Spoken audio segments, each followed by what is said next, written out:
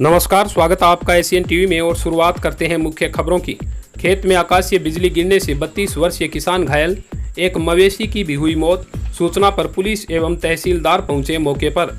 सरदार शहर तहसील क्षेत्र के दुलरासर गांव में रविवार शाम अचानक खेत में काम कर रहे एक किसान पर आकाशीय बिजली गिरने से गंभीर घायल हो गया। गांव के सरपंच नानू राम पारिक ने बताया कि घायल के खेत पड़ोसी नोपाराम द्वारा सूचना मिली कि करीब शाम 6 बजे आकाशीय बिजली गिरने से खेत में कृषि का कार्य करते समय मदन सिंह पुत्र प्रताप सिंह शेखावत उम्र 32 वर्ष निवासी दुलरासर घायल हो गया। साथ ही बिजली गिरने से एक बकरी की भी मौत होने की जानकारी मिली, जिसके बाद घायल के भतीजे राम सिंह सहित राजेंद्र सिंह, दिलीप सिंह आदि खेत पहुंचे और घायल को तुरंत सरदार शहर के राजकीय अस्पताल उपचार के लिए लेकर आए। इधर बिजली गिरने की सूचना पर तहसीलदार हनुमान सिंह देवल, एएसआई लक्ष्मण सिंह भी अस्पताल पहुंचे और घायल का पर्चा बयान लेकर उपचार शुरू करवाया। अस्पताल पहुंचे तहसीलदार हनुमान सिंह देवल ने बताया कि दुलरासर गांव में किसान के आकाशीय बिजली गिरने से घायल होने की सूचना मिली थी। किसान का चिकित्सकों की देखरेख में उपचार शुरू कर आगे की कार्रवाई शुरू की जा रही है। बिजली गिरने से खेत में मौजूद किसान की मां भी घबरा गई, जिसकी चिकित्सकों द्वारा जांच कर दवाइयां दी जा रही है। इस मौके पर मेडिकल रिलीफ सोसाइटी अध्यक्ष राजेंद्र मोदी, सुरेश तिवारी आदि ने भी उचित सहयोग किया। हाँ, अभी थोड़ी देर पहले जानकारी में आया कि सरदार शहर के तहसील के ग्राम दुलरासर में किसी मदन सिंह सनोप प्रताप सिंह शेखावत के ऊपर आकाशीय बिजली गिरने का प्रकरण नोटिस में आया। मैं अभी खुद हॉस्पिटल में आया हूँ और मदन सिंह को यहाँ हॉस्पिटल में भर्ती करवा दिया गया है, इलाज शुरू करवा दिया है और आगे की जो भी सहायता संबंधी जो कार्रवाई होगी वो हम करेंगे। बढ़ते हैं अगली खबर के लिए। शहर के सौंदर्यीकरण को लेकर पालिका के बढ़ते कदम, मुख्य प्रवेश मार्ग का होगा कायाकल्प। पालिका अध्यक्ष ने टीम सहित किया अवलोकन, सौंदर्यीकरण को लेकर दिए उचित दिशा निर्देश। सरदार शहर में प्रवेश करने वाली मुख्य सड़क के सौंदर्यीकरण को लेकर आज पालिका अध्यक्ष चौधरी एक्शन मूड में नजर आए। योजना के तहत रविवार को कार्य का शुभारंभ पालिका अध्यक्ष राजकर्ण चौधरी एवं पार्षद राजेश पारिक की देखरेख में शुरू किया गया। पालिका अध्यक्ष ने अपनी पूरी टीम के साथ नवीनीकरण कार्य का अवलोकन कर ठेकेदार एवं पालिका एएन सुनील सोनी से चर्चा की और कार्य को शीघ्र पूरा करने के लिए निर्देशित किया। इस दौरान पालिका अध्यक्ष चौधरी ने बताया कि जिस उम्मीद के साथ जनता ने हम पर विश्वास जताया है, उस उम्मीद पर खरा उतरने का पूरा प्रयास किया जाएगा। पालिका टीम शहर के सौंदर्यीकरण एवं मुख्य समस्याओं को लेकर गंभीरता के साथ कार्य कर रही है। उन्होंने ये भी बताया कि 100 दिवसीय कार्य योजना को लेकर किए गए वादों को शीघ्र ही मूर्त रूप दिए जाने के लिए दिन रात प्रयासरत हैं। पहले भी मैंने आपको निवेदन किया, जिस दिन हमारे नए बोर्ड का गठन हुआ और हमारे युवा साथियों की टीम चुन के आई थी, तो भाई हंसराज और राजेश जी और हमने 5-7 पार्षदों ने मिलके एक शहर में एक नई कार्य योजना तैयार की और उसको 100 दिवसीय कार्य योजना का हमने नाम दिया था। उसमें गंदे पानी की निकासी और शहर के सौंदर्यीकरण का मुख्य मुद्दा था। गंदे पानी की निकासी की व्यवस्था आप देख रहे हो, बारिश जब आई है 4 घंटे में पानी शहर का निकास हुआ है, जो पहली बार है। दूसरी बात कि बीच में कोरोना का और आचार संहिता आ जाने के कारण ये सौंदर्यीकरण के कार्य हम शुरू नहीं कर पाए।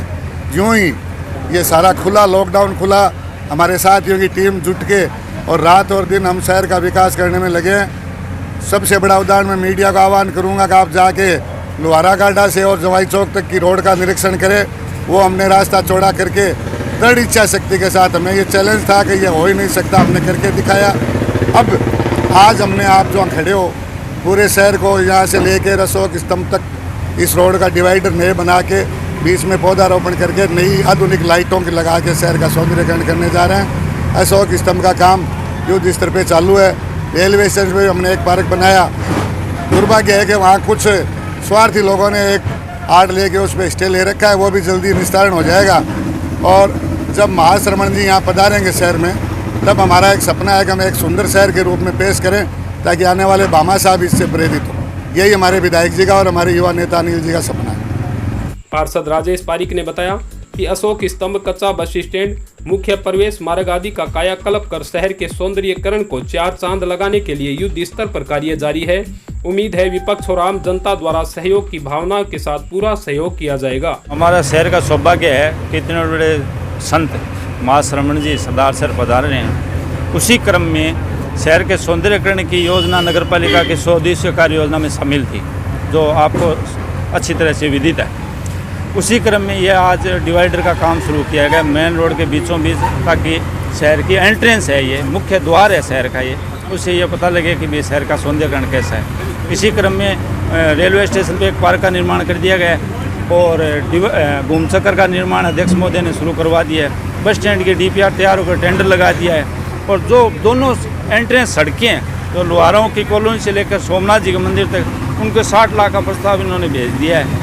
और उसी क्रम में ये जो कच्चे बस स्टैंड की DPR का मैंने आपको बता ही दिया, आपको भी विदित है। उससे पहले मजिस्ट्रेट से लेकर और घूम चक्कर तक कम से कम 1 करोड़ 47 लाख का टेंडर हो चुका है सड़क का। तो सौंदर्यकरण के मामले में ये जो जगह है, शहर की महत्वपूर्ण जगह है, इसमें अध्यक्ष महोदय का फोकस है और मैं पुनः धन्यवाद देना चाहूँगा अध्यक्ष महोदय का और सारी टीम का, आपका भी, कि सब मिलकर लोगों तक इस योजनाओं को पहुँचाएँ और लोगों को ये पता लगे।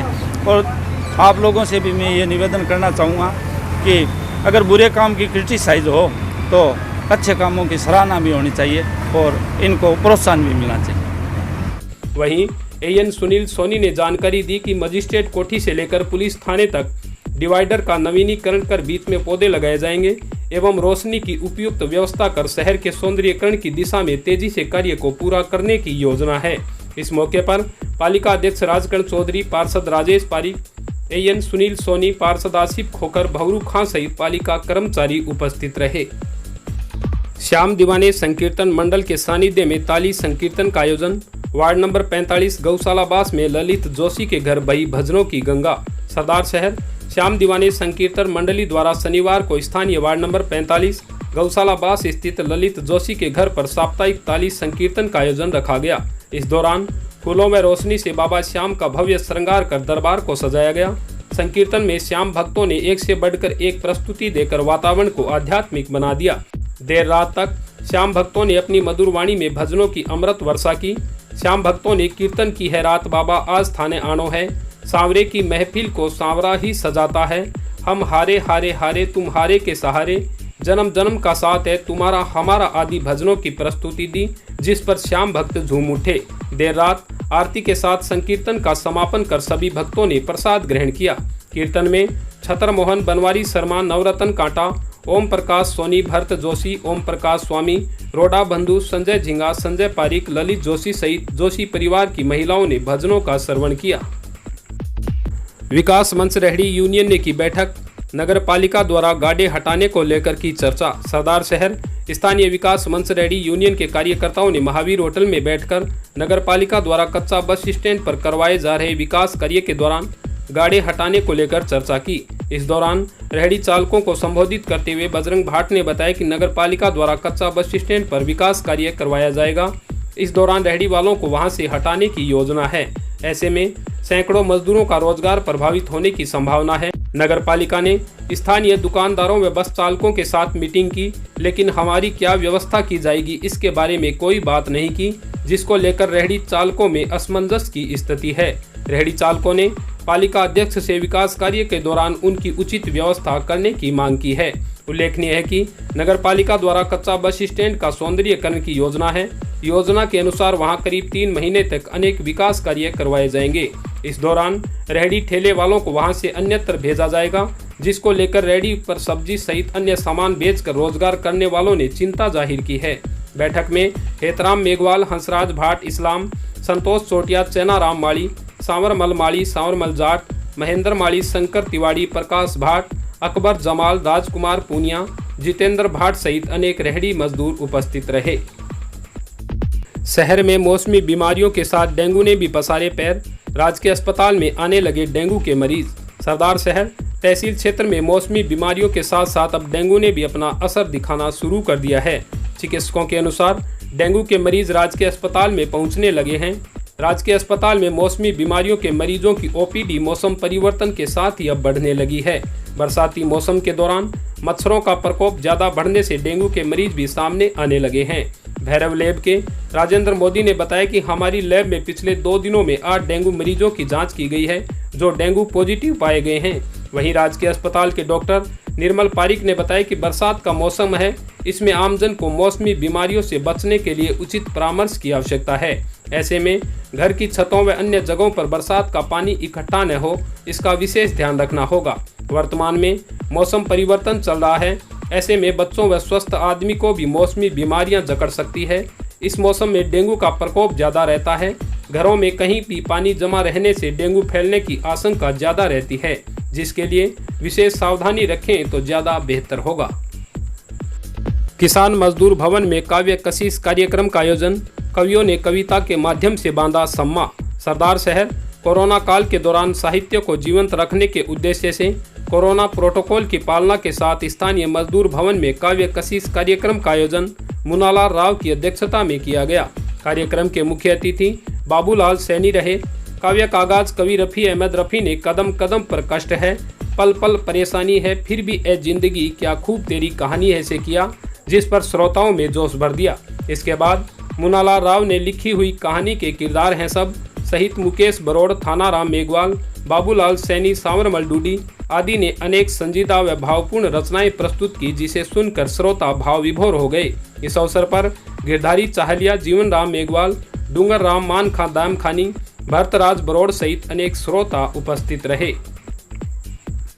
फोगा गांव में स्थित भैरू बाबा मंदिर में रुद्राभिषेक का आयोजन। सरदार शहर तहसील के ग्राम फोगा में गणेश चतुर्थी के उपलक्ष्य में भैरू बाबा के मंदिर में पंडित दामोदर प्रसाद दयाराम के सानिध्य में 5 जोड़ों के साथ रुद्राभिषेक कर हवन करवाया गया, जिसमें नंदलाल, राम निवास, राम अवतार, गंगा सिंह, चाननमल द्वारा पूर्णाहुति दी गई। हवन द्वारा वातावरण में शुद्धिकरण कर रोग को दूर भगाने एवं अच्छी बरसात के लिए भैरू बाबा का हवन कर प्रार्थना की गई। गांव के समस्त युवाओं ने मिलकर धार्मिक कार्यक्रम को सफल बनाने में विशेष सहयोग किया।